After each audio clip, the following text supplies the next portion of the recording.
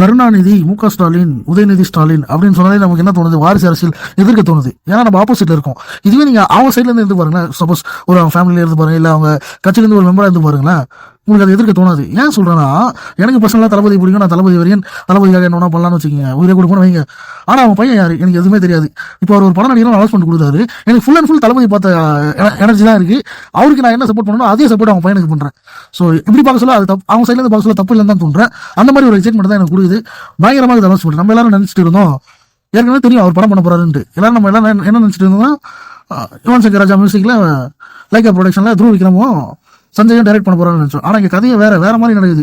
சந்திப்பு அதாங்க water packet மூஞ்சி மாநகரம் ராயன் தம்பி அவர் தான், அவரை வச்சு டைரக்ட் பண்றாருங்க லைக்கா ப்ரொடக்ஷனு. அவங்க தயாரிப்புல பயங்கரமா அனௌன்ஸ்மெண்ட் வருது. பாத்தீங்கன்னா இந்திரா லைப்ரரி கட்டுறாங்க, பணமா பறகுது, வெளியே கார் வந்து நிற்குது, உள்ள என்ட்ராங்கன்னா ஒரு சிலை காட்டிட்டு லைப்ரரியில புக் ஒன்று காட்டுறாங்க. அந்த புக்கோட பேர் என்னன்னு பாத்தீங்கன்னா தமிழ்ல தடை செய்யப்பட்ட ரகசியம் சொல்லிட்டு, ஐ மீன் அதுவா கதையா கூட இருக்கலாம். அந்த புக்கை காட்டிட்டு திருப்பி பணத்தை கட்டிட்டு 2 பேரை காட்டுறாங்க, ஹீரோ டைரக்டர்னு சொல்லிட்டு. போசா அது அந்த மாதிரி இதை வச்சு கழட்டிக்கிறாங்க ஃப்ரேம் பை ஃப்ரேம். அதான் உண்மை. இந்த படத்துக்கு வந்து தமன் மியூசிக் பண்றாரு டி.எல். பிரவீன் சொல்லிட்டு அவர் எடிட்டர், நிறைய படங்கள் பண்ணியிருக்காரு. அவர் தளபதி வாரிசு படம்லாம் கூட பண்ணியிருக்காரு, உங்களுக்கு தெரியும்னு நினைக்கிறேன்.